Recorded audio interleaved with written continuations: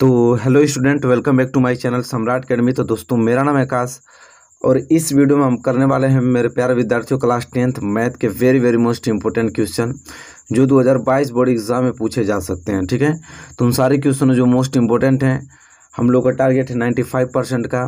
तो जितने भी मोस्ट इंपॉर्टेंट बनते हैं क्वेश्चन जो 2022 बोर्ड एग्जाम में पूछे जा सकते हैं, वो सारे क्वेश्चन इस वीडियो में डिस्कस किया जाएगा। ठीक है, तो आइए चलते हैं क्वेश्चन नंबर पहले की तरफ। लेकिन क्वेश्चन नंबर पहले की तरफ बढ़ने से पहले चैनल पे नए हैं तो चैनल को सब्सक्राइब करके बेल आइकन को प्रेस करके हमारे साथ जुड़ जाइए, ताकि 2022 बोर्ड एग्जाम में अच्छा मार्क्स आपका आ पाए और अच्छे से आप तैयारी कर पाएँ।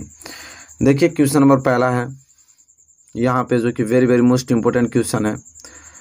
कह रहा है यहाँ पे कि 2x + 3y = 18 और x - 2y = 2 को हल करने पर हमें प्राप्त होगा। क्या प्राप्त होगा? x = 3y = 4 होगा, कि x = 6y = 2 होगा, कि x = 0y = 6 होगा, कि x = 3y = 4 होगा। इन्हीं चार ऑप्शन में से कोई ना कोई एक ऑप्शन सही है। आइए हल करके देखते हैं कि कौन सा आंसर होगा, क्योंकि ये question very most important question है। अब हमारे पास दो इक्वेशन दिया, एक यह और एक यह। इसको हल करने के बाद हमें बताना है कि इन चार ऑप्शन में से कौन सा ऑप्शन सही होगा। सबसे पहले दिए हुए समीकरण को यहाँ पर नोट करेंगे। पहला है आपका 2x + 3y = 18।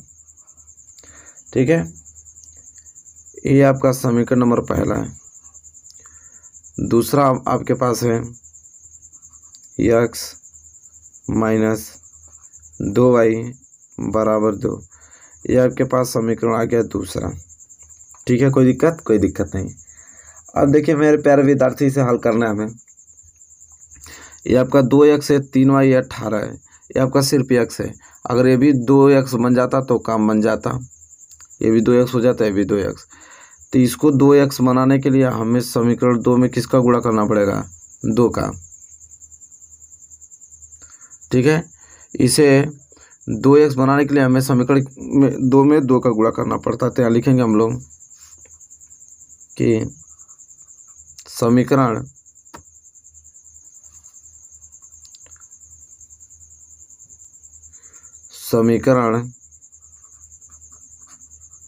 दो में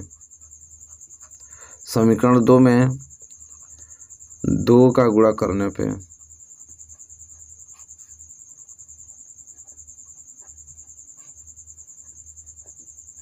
ठीक है, समीकरण 2 में 2 का गुणा करने पे आप गुणा कीजिए 2 का, तो हो जाएगा 2x - 2 दूनी के 4y और बराबर 2 दूनी के 4, और ये हो जाएगा समीकरण नंबर क्या? तीसरा। अब देखिए समीकरण तीसरा में 2x हो गया, समीकरण पहला में आपका 2x हो गया। ए भी प्लस में है, तो दोनों प्लस में, तो यहाँ पे लिख दिया जाएगा कि समीकरण तीसरा में से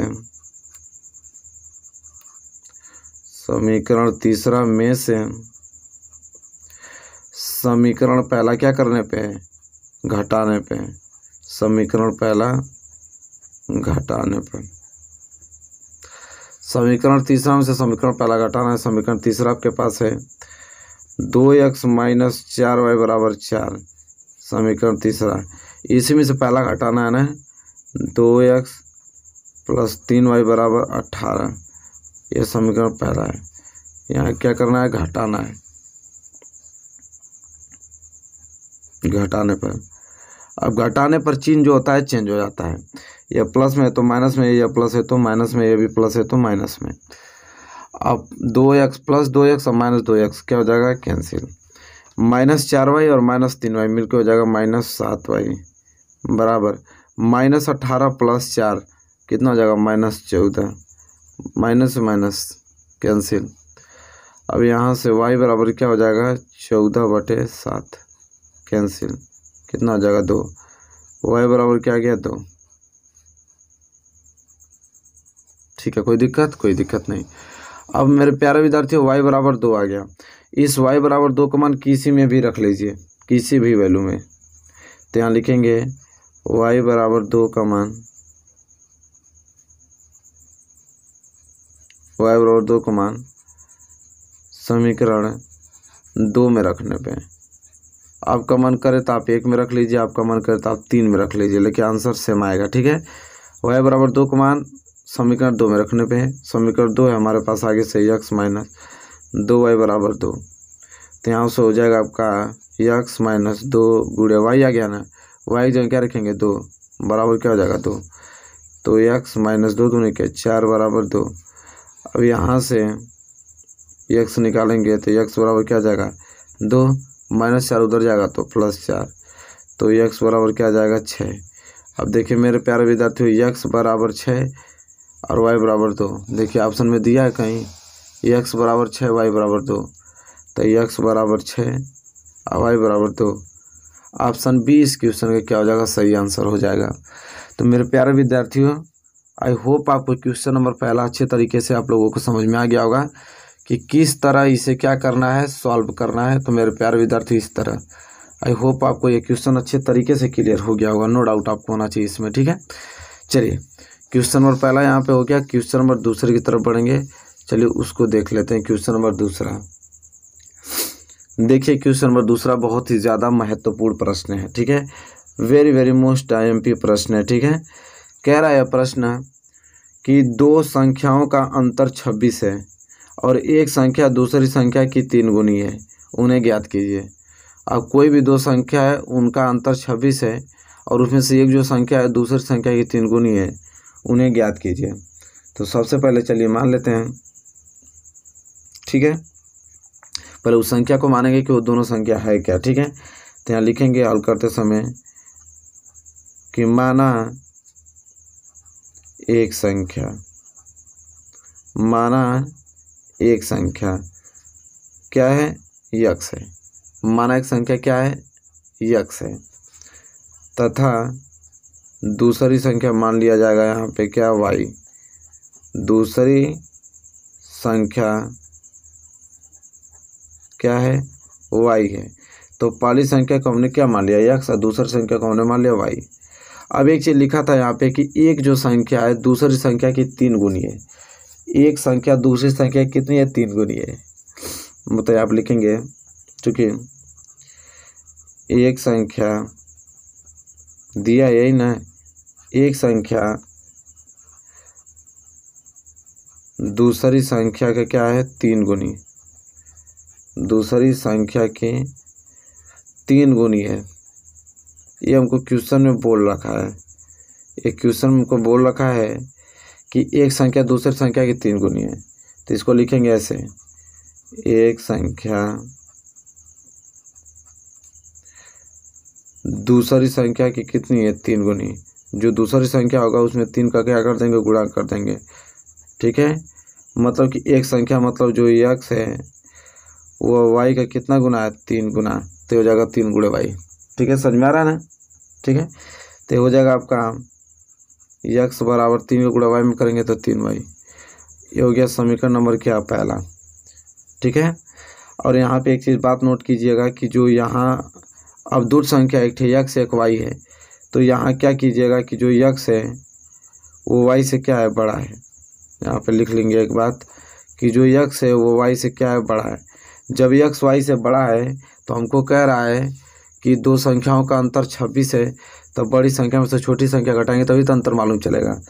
तो यहाँ पर लिखेंगे कि तथा संख्याओं का अंतर, तथा संख्याओं का अंतर 26 है। संख्याओं का अंतर कितना है, 26 है। अब संख्याओं का अंतर 26 है, इसका मतलब कि x माइनस वाई बराबर क्या है, 26 है। ठीक है, यह समीकरण नंबर क्या हो गया, दूसरा। अब करना हमें ये चीज़ है कि जो x बराबर 3y है, इसका मान आप समीकरण नंबर दूसरा में रख दीजिए। तो यहाँ पे लिखेंगे कि x बराबर 3y का मान, 3y का मान समीकरण किस में, दूसरे में, समीकरण दूसरे में रखने पे चलिए, तो दूसरा क्या है, x माइनस वाई बराबर 26। इसी में हम क्या रखेंगे, x बराबर 3y। x आ गया तो क्या रखेंगे, 3y माइनस वाई बराबर क्या हो जाएगा, 26। अब 3y में से 1y घटा देंगे तो 2y बराबर क्या आ जाएगा 26। यहाँ से y की वैल्यू निकालेंगे तो y बराबर 26/2 कटा के y बराबर क्या आ जाएगा 13। ठीक है, y बराबर क्या आ गया 13 और x बराबर 3y है। तो हम करना क्या पड़ेगा कि y बराबर तब 13 आ गया है तो y बराबर 13 का मान समीकरण और पहले में रख के हम x की वैल्यू निकाल लेंगे। तो लिखेंगे y बराबर 13 का मान, y बराबर 13 का मान किस में रखने पे, समीकरण तीसरे में, समीकरण पहला में रखने पे।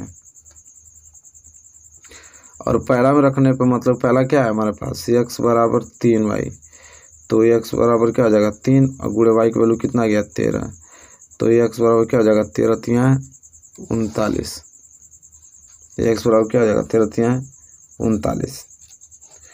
तो अभिष्ट संख्या पूछा है कि क्या होगा, तो अभिष्ट संख्या क्या हो जाएगा, तो x बराबर 39 आ गया और y बराबर 13, मतलब वो संख्या 13 और क्या होगा 39 होगा।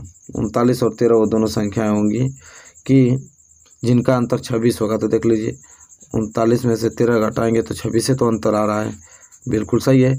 और पहली संख्या जो है वो दूसरी की 3 गुनी है, तो देखिए है कि नहीं, इसकी 3 गुनी 39, ये 13 है ये 39 है तो इसकी 3 गुनी हो गई ना। तो ये क्वेश्चन बोला था, मतलब आंसर हमारा बिल्कुल क्या सही है। तो मेरे प्यारे विद्यार्थियों इस प्रकार इन क्वेश्चनों को लगाएंगे जो कि बहुत ही ज़्यादा मोस्ट इंपॉर्टेंट है 2022 बोर्ड एग्जाम के लिए। ठीक है, तो ऐसे प्रश्नों को आपको करके जाना है किसी कीमत पे। तो ये प्रश्न नंबर दूसरा था, आई होप आपको क्लियर हो गया होगा अच्छी तरीके से। चलिए बढ़ चलते हैं अगले क्वेश्चन के, प्रश्न नंबर तीसरे की तरफ। चलिए देखिए क्वेश्चन नंबर तीसरा जो कि वेरी वेरी मोस्ट इंपॉर्टेंट है। ऐसे प्रश्न आपको देखने को मिलना ही मिलना है किसी कीमत पे। ठीक है, कह रहा है कि यदि 8 tan a बराबर 15 तो sin a का मान ज्ञात कीजिए। अब मेरे प्यारे विद्यार्थियों देखिए इस प्रकार के प्रश्नों को कैसे हल करेंगे। हमको दे रखा है यहाँ पे कि 8 tan a बराबर क्या दे रखा है 15 दे रखा है। ठीक है, अब पूछ रहा है sin a का वैल्यू।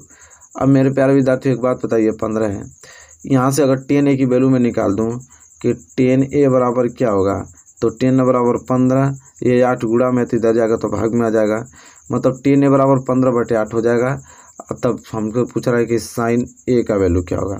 तो सबको मालूम है मेरे प्यारे विद्यार्थियों कि 10 बराबर क्या होता है। 10 बराबर क्या होता है, लंब बटा आधार होता है।